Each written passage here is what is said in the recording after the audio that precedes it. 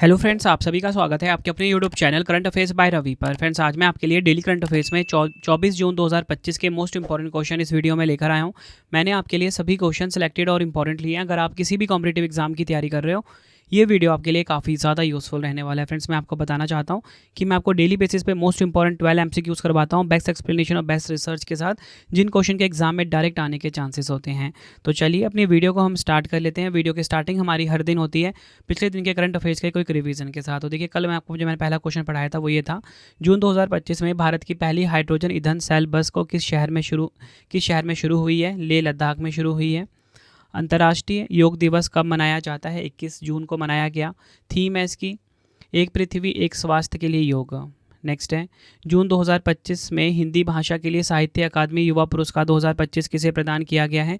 पार्वती तिर्की को। नेक्स्ट, जून 2025 में स्केचर्स ने अपना नया ब्रांड एम्बेसडर किसे नियुक्त किया है? कार्तिक आर्यन को। संघ लोक सेवा आयोग यूपीएससी ने योग्य लेकिन चयन से वंचित उम्मीदवारों की मदद के लिए किस पोर्टल की शुरुआत की है? आंसर हो जाएगा प्रतिभा सेतु पोर्टल की। जून 2025 में किस वैज्ञानिक को भारतीय प्रौद्योगिकी संस्थान आईआईटी खड़गपुर का नया निदेशक नियुक्त किया गया है? प्रोफेसर सुमन चक्रवर्ती को। जून 2025 में समावेशी और लिंग संवेदी बजटिंग को सशक्त बनाने के उद्देश्य से केंद्र सरकार ने किस डिजिटल प्लेटफॉर्म का शुभारंभ किया है? Gender budgeting knowledge hub. केंद्र सरकार ने सिकल सेल रोग की दवा विकसित करने के लिए किस नाम से 10 करोड़ का पुरस्कार प्रारंभ करने की घोषणा की है? भगवान बिरसा मुंडा पुरस्कार। जून 2025 में किस अफ्रीकी देश को बिहार के मढोरा रेल इंजन फैक्ट्री द्वारा निर्मित पहला डीजल इंजन निर्यात किया गया है? गिनी। नेक्स्ट है, 10वीं आईसीसी महिला T20 क्रिकेट विश्व कप 2026 की मेजबानी कौन सा देश करेगा? इंग्लैंड करेगा। संस्करण 10वां।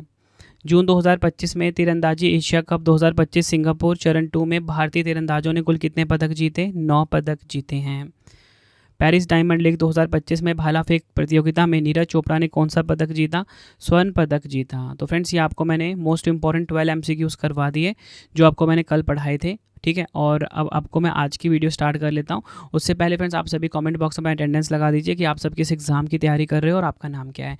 तो चलिए शुरू कर लेते हैं। तो देखिए, आज का हमारा पहला क्वेश्चन है, जून 2025 में किस देश द्वारा ईरान के परमाणु बुनियादी ढांचे पर किया गया एक अत्यंत गोपनीय सैन्य हमला ऑपरेशन मिडनाइट हैमर शुरू किया है? राइट आंसर हो जाएगा इस क्वेश्चन का हमारा ऑप्शन सी, यूएसए, यानी कि अमेरिका देश ने ऑपरेशन मिडनाइट हैमर शुरू किया है ईरान देश के खिलाफ ईरान के परमाणु बुनियादी ढांचे पर हमला करके। ऑपरेशन मिडनाइट हैमर संयुक्त राज्य अमेरिका द्वारा ईरान के परमाणु बुनियादी ढांचे पर किया गया एक अत्यंत गोपनीय सैन्य हमला है। ऑपरेशन का उद्देश्य ईरान की परमाणु क्षमताओं को सीमित करना और संभावित खतरे को निष्क्रिय करना है। देखिए, हमारे क्वेश्चन की टाइप है प्रमुख ऑपरेशन। तो जितने प्रमुख ऑपरेशन रिलेटेड क्वेश्चन है फटाफट से एक बार आपको रिवाइज करवा देता हूँ। किस ऑपरेशन के तहत भारत ने पाकिस्तान के आतंकवादी ठिकानों पर हमला किया? ऑपरेशन सिंदूर के तहत। भूकंप से तबाही के बीच म्यांमार की मदद के लिए भारत ने किस ऑपरेशन को शुरू किया? ऑपरेशन ब्रह्मा। नक्सलियों का उन्मूलन करने और माओवाद की राजनीति विचारधारा को खत्म करने के लिए केंद्र सरकार ने किस ऑपरेशन को शुरू किया? ऑपरेशन कागार। भारत सरकार द्वारा युद्धग्रस्त यूक्रेन में फंसे भारतीय नागरिकों और छात्रों को भारत लाने के लिए कौन सा ऑपरेशन चलाया गया था? ऑपरेशन गंगा। इसराइल और हमास के बीच जारी भीषण जंग के बीच भारत ने नागरिकों की सुरक्षित वतन वापसी के लिए किस अभियान की शुरुआत की? ऑपरेशन अजय। तुर्की और सीरिया में आए विनाशकारी भूकंप से पीड़ित लोगों की सहायता के लिए भारत ने किस मिशन को शुरू किया? ऑपरेशन दोस्त। भारतीय सरकार ने हैती से भारतीयों को बचाने के लिए किस ऑपरेशन को शुरू किया? ऑपरेशन इंद्रावती। अमरनाथ यात्रा के सुचारू और सुरक्षित संचालन के लिए सुरक्षा बलों द्वारा कौन सा ऑपरेशन शुरू किया गया है? ऑपरेशन शिव। किस देश ने भारत के खिलाफ सैन्य अभ्यास बुनियान अल मरसूस चलाया? पाकिस्तान। तो ये सभी आपको ध्यान रखने हैं। बढ़ते हैं नेक्स्ट क्वेश्चन की तरफ। तो देखिए, अगला क्वेश्चन हमारा आ गया है, विश्व वर्षावन दिवस 2025 कब मनाया जाता है? बात यहाँ पे हो रही है वर्ल्ड रेन फॉरेस्ट डे 2025 की। तो राइट आंसर हो जाएगा इस क्वेश्चन का हमारा ऑप्शन बी, 22 जून को। डिटेल में समझते हैं इस क्वेश्चन को। तो देखिए, विश्व वर्षावन दिवस हर साल 22 जून को मनाया जाता है। इस दिवस का उद्देश्य वर्षावनों के महत्व के बारे में जागरूकता बढ़ाना तथा उनकी सुरक्षा और संरक्षण को प्रोत्साहित करना है। पहली बार यह दिवस 2017 में मनाया गया था और इसकी थीम क्या है? वन और भोजन, फॉरेस्ट एंड फूड इसकी थीम है। बढ़ते हैं नेक्स्ट क्वेश्चन की तरफ। राष्ट्रपति द्रौपदी मुर्मू जी ने राष्ट्रपति तपोवन और राष्ट्रपति निकेतन का उद्घाटन कहाँ पर किया है? राइट आंसर हो जाएगा ऑप्शन ए उत्तराखंड के देहरादून में। डिटेल में समझेंगे इस क्वेश्चन को तो देखिए 20 जून 2025 को अपने 67वें जन्मदिन के अवसर पर राष्ट्रपति द्रौपदी मुर्मू जी ने देहरादून स्थित राष्ट्रपति निवास परिसर में राष्ट्रपति तपोवन और राष्ट्रपति निकेतन का उद्घाटन किया है। राष्ट्रपति तपोवन लगभग 9 एकड़ में फैला एक प्राकृतिक वन क्षेत्र है जिसे पारिस्थितिकी संरक्षण और ध्यान साधना के लिए विकसित किया गया है। बढ़ते हैं नेक्स्ट क्वेश्चन की तरफ। निवेश जिज्ञासा सूचकांक 2025 जैसे कि इन्वेस्टमेंट क्यूरोसिटी इंडेक्स 2025 बोलेंगे में भारत का क्या स्थान है? राइट आंसर हो जाएगा इस क्वेश्चन का हमारा ऑप्शन बी 13वां स्थान है। इंपॉर्टेंट पॉइंट जो समझेंगे, भारत निवेश जिज्ञासा सूचकांक 2025 में वैश्विक स्तर पर 13वें स्थान पर है। यह सूचकांक यह दर्शाता है कि किसी देश के नागरिक निवेश के प्रति कितने जागरूक और उत्सुक हैं। यह रैंकिंग वैश्विक रिपोर्ट के आधार पर दी गई है जिसमें विभिन्न देशों में निवेश से संबंधित ऑनलाइन खोज, जानकारी की तलाश और वित्तीय रुचियों का विश्लेषण किया गया है। टॉप 3 देश की बात करेंगे, ऑस्ट्रेलिया नंबर 1 पे, सिंगापुर नंबर 2 पे, केनिया नंबर 3 पर रहा है। बढ़ते हैं नेक्स्ट क्वेश्चन की तरफ। जून 2025 में किसे पेंशन फंड नियामक और विकास प्राधिकरण यानी कि PFRDA का अध्यक्ष नियुक्त किया गया है? तो देखिए यहाँ पे बात हो रही है pension fund regulatory and development authority की। तो इसका अध्यक्ष किसे बनाया गया है ये पूछा जा रहा है। आंसर हो जाएगा ऑप्शन डी शिव सुब्रमण्यम रमन को। शिव सुब्रमण्यम रमन ने 20 जून 2025 को पेंशन फंड नियामक और विकास प्राधिकरण के अध्यक्ष के रूप में 5 साल के कार्यकाल के लिए कार्यभार संभाला। उनका कार्यकाल पदभार ग्रहण करने की तिथि से 5 वर्षों तक या 65 वर्ष की आयु तक प्रभावी रहेगा।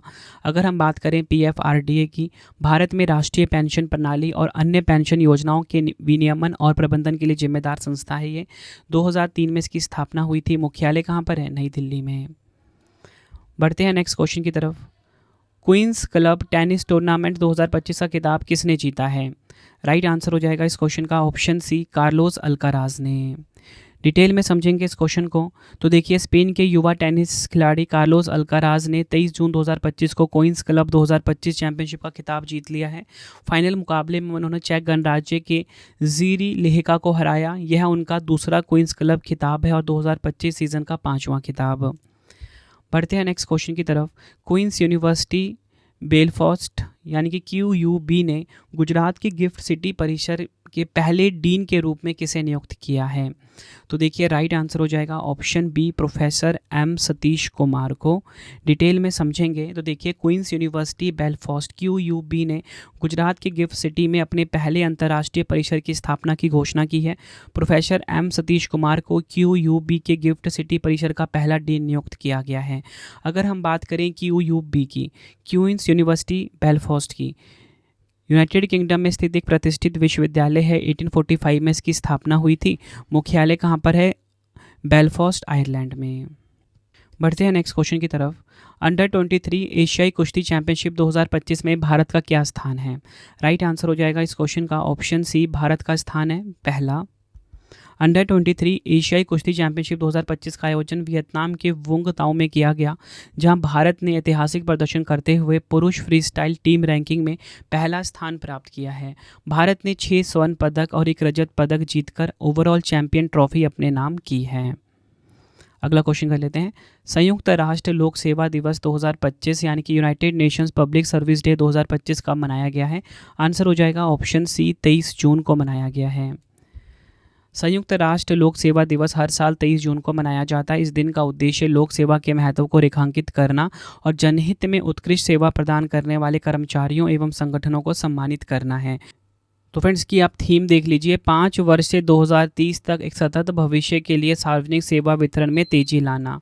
इंग्लिश में 5 years to 2030 accelerating public service delivery for a sustainable future.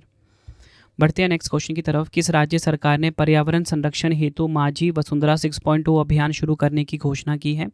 Right answer हो जाएगा इस क्वेश्चन का हमारा ऑप्शन सी महाराष्ट्र। डिटेल में समझेंगे। महाराष्ट्र सरकार ने पर्यावरण संरक्षण प्रयासों को सुदृढ़ करने के लिए माझी वसुंधरा 6.0 अभियान की घोषणा की है। इस पहल का उद्देश्य जलवायु जागरूकता बढ़ाना और टिकाऊ जीवन शैली को प्रोत्साहित करना है। यह अभियान 5 तत्वों पृथ्वी, जल, वायु, अग्नि और आकाश पर आधारित है, जो पर्यावरण संरक्षण के पारंपरिक भारतीय दृष्टिकोण को दर्शाता है। बढ़ते हैं नेक्स्ट क्वेश्चन की तरफ। अंतर्राष्ट्रीय ओलंपिक दिवस 2025 कब मनाया गया है? इंटरनेशनल ओलंपिक डे 2025 की यहाँ पे बात की जा रही है। राइट आंसर हो जाएगा ऑप्शन सी 23 जून को। अंतर्राष्ट्रीय ओलंपिक दिवस हर वर्ष 23 जून को मनाया जाता है। यह दिवस आधुनिक ओलंपिक आंदोलन की स्थापना के उपलक्ष्य में मनाया जाता है। 23 जून 1894 को पेरिस में इसकी शुरुआत हुई थी। थीम की बात करेंगे, let's move together for health and community. बढ़ते हैं नेक्स्ट क्वेश्चन की तरफ।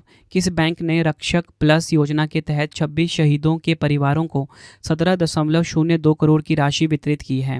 राइट आंसर हो जाएगा option C Punjab National Bank यानी कि पीएनबी ने। पंजाब नेशनल बैंक यानी कि पीएनबी ने रक्षक प्लस योजना के अंतर्गत 26 शहीदों के परिवारों को 17.02 करोड़ की धनराशि वितरित की है। रक्षक प्लस योजना शहीद सैनिकों के परिजनों के लिए आर्थिक सहायता सुनिश्चित करने के उद्देश्य से संचालित की जा रही है, जिससे संकट के समय उन्हें मजबूती मिल सके। तो फ्रेंड्स, ये आपको मैंने मोस्ट इंपॉर्टेंट 12 एमसीक्यूज करवा दिए आज के डेली करंट अफेयर्स के। अब आपके लिए 3 क्वेश्चन का टेस्ट है, लेकिन फ्रेंड्स आप डेली बेसिस पे ना एप्लीकेशन रवि स्टडी ऐप के ऊपर डेली टेस्ट ज़रूर लगाया करो। तो देखिए 3 क्वेश्चन का टेस्ट है। पहला क्वेश्चन, जून 2025 में किस देश द्वारा ईरान के परमाणु बुनियादी ढांचे पर किया गया एक अत्यंत गोपनीय सैन्य हमला ऑपरेशन मिडनाइट हैमर शुरू किया है? नेक्स्ट है, क्वींस क्लब टेनिस टूर्नामेंट 2025 का खिताब किसने जीता है? अंतर्राष्ट्रीय ओलंपिक दिवस 2025 कब मनाया गया? तीनों क्वेश्चन का आंसर आपने कमेंट बॉक्स में देना है। आपको ये वीडियो कैसी लगी है, आपने अपना फीडबैक भी ज़रूर देना है मुझे कमेंट बॉक्स में। तो फ्रेंड, इसी प्रकार से हमारी वीडियो हो जाती है कंप्लीट। आपको छोटी इन्फॉर्मेशन ये दे देता हूँ कि अगर आपको बुक्स चाहिए raviaditipublication.com से आप ऑर्डर कर सकते हो। इसी के साथ अगर आपको पीडीएफ चाहिए ravibookspdf.com से आप बाय कर सकते हो। इंस्टेंट आपको ईमेल पे डिलीवर हो जाएगा। करंट अफेयर्स जीएस की सारी पीडीएफ्स अवेलेबल हैं, ठीक है, प्रॉपर नोट्स के फॉर्मेट में इंपॉर्टेंट क्वेश्चन के साथ, ठीक है। मंथली करंट अफेयर्स की मैगजीन आप ये देख सकते हो, हर महीने अवेलेबल है 500 एमसीक्यूज़ के साथ। रवि स्टडी ऐप को आप इंस्टॉल कर लेना फ्री टेस्ट के लिए, फ्री पीडीएफ के लिए। बाकी कोई भी अगर आपको पेड वीडियो टेस्ट सीरीज चाहिए रवि स्टडी ऐप पर ही आपको मिलेगा। अगर आप ये ऐप इंस्टॉल करते हो, आपको मेरा इनिशिएटिव पसंद आता है तो फ्रेंड्स आप रेटिंग ज़रूर किया करो, ठीक है। तो आप 5 स्टार रेटिंग दे सकते हो इस ऐप को, ठीक है। टेलीग्राम इंस्टाग्राम पे जुड़ सकते हो, करंट अफेयर्स बाय रवि नाम से है। वीडियो आपको कैसी लगी कमेंट में ज़रूर बताना। मिलते हैं आप सभी से नेक्स्ट वीडियो में। Thank you and wish you all the best.